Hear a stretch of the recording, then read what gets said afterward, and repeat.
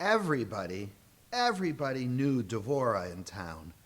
Everyone knew Devorah, and everyone liked Devorah, and why not? Devorah was a sweet, sweet person. She really meant well in everything she did. And she would run through town visiting with sometimes her friends, her own age, 12-year-old, 13-year-old. But she also would spend time with the older kids, and they enjoyed talking to her and being with her. Devorah was also that type of person. She could stand sometimes with the adults and talk about what was going on in the community, and, well, she just connected with people. Picture her. She had a smile that was very warm and friendly, and when she went about town, I don't think she ever walked. She always kind of ran or skipped. There was just happy energy about her. And Devorah really was a nice person at heart. But something started to happen recently. It seemed that, well, Devorah began to gossip a little. You know what gossip is. Gossip is when we sometimes say things about people and maybe we really shouldn't be saying those things. It happened that she would always go and walk with her friends through the very middle of the town and the square of the town and visit and so forth. But recently she started to talk to them, not about what was going on in school, but what dress somebody was wearing, or the fact that someone didn't get a new dress. And she would always call out to her friends when she'd see them, and they'd say, Devorah, come join us. But recently, they wouldn't. Recently, when they would see Devorah, or she thought they saw her anyway, they seemed to walk faster and not look and call out for her to join them. And even the older kids, they always thought that she was good company, and she would run and talk to them, but recently she had been talking to them about who was invited to a party and who wasn't, and maybe why that person wasn't invited to the party. And, well, now lately it seemed that instead of them saying, Devorah, come join us, they also seemed to walk very quickly ahead of her and not look back to see if she was going to catch up with them. And you know what? Devorah was aware of these things, and it was starting to bother her a lot. Most of all, those adults, some of them being parents of some of her friends who, they always enjoyed having her tell them about what was going on in her life.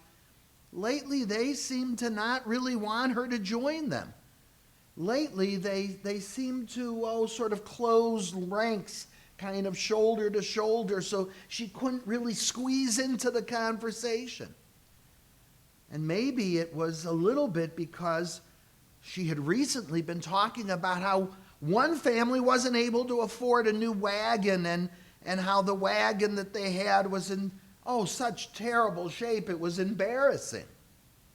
Well, Devorah really hadn't had a chance to figure this all out. All she knew is that her friends and the older kids and the adults, everyone just didn't seem to be making time for her anymore. And it was making her sad.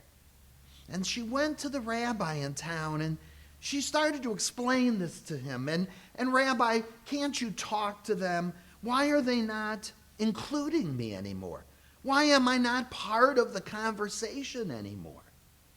The rabbi listened very carefully, and the rabbi knew a little bit about, what goes on in town and how people interacted with each other. And he said something very strange.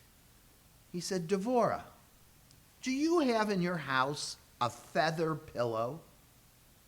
Devorah said, well, yes, I do, but Rabbi, you have to understand, I have a problem. Devorah, said the rabbi, Devorah, I want you to go and take that feather pillow and bring it to me.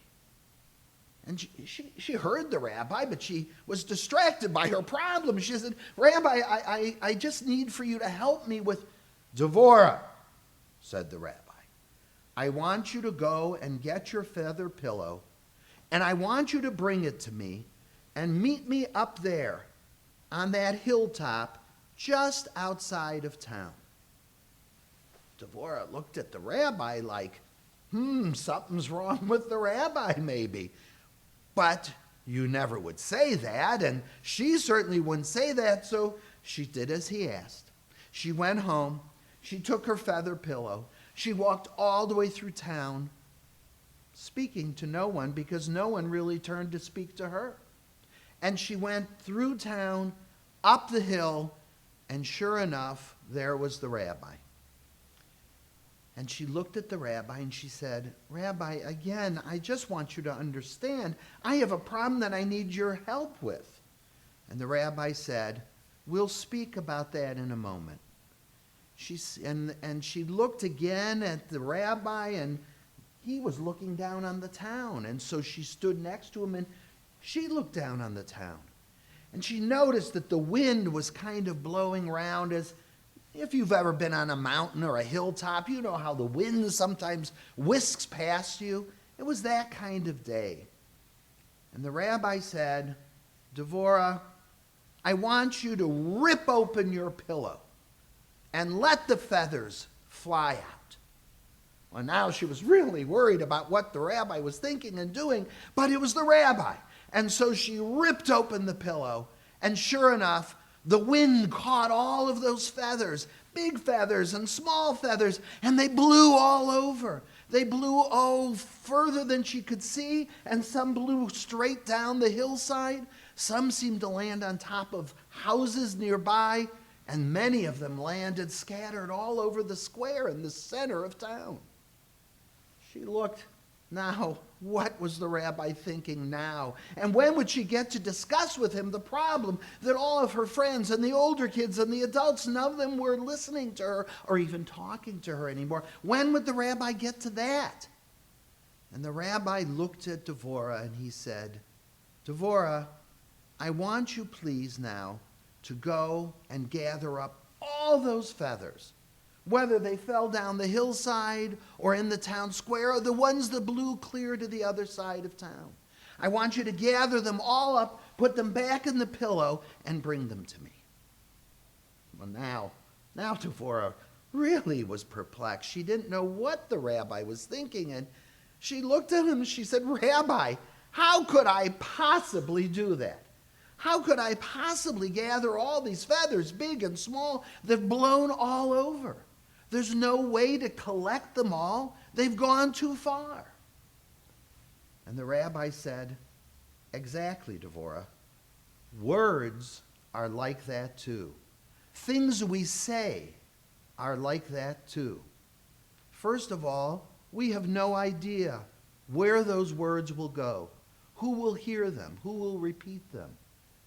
And secondly, once we say words or express thoughts that might be hurtful to someone, we can never take those back.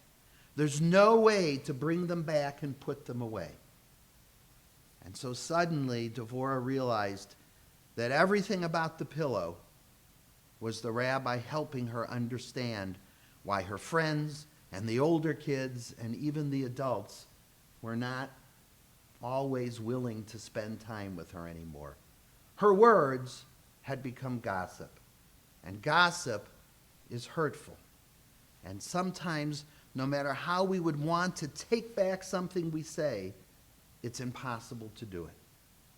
And so, one of the things to think about for this high holiday are the words we use. Are they hurtful words? Are they gossip? Or are they words that make people feel good about themselves and about the world? And to always maybe think about things we say before we say them, so we never hurt another person with our words. A good thought for this holiday, as I wish you all Shana Tova.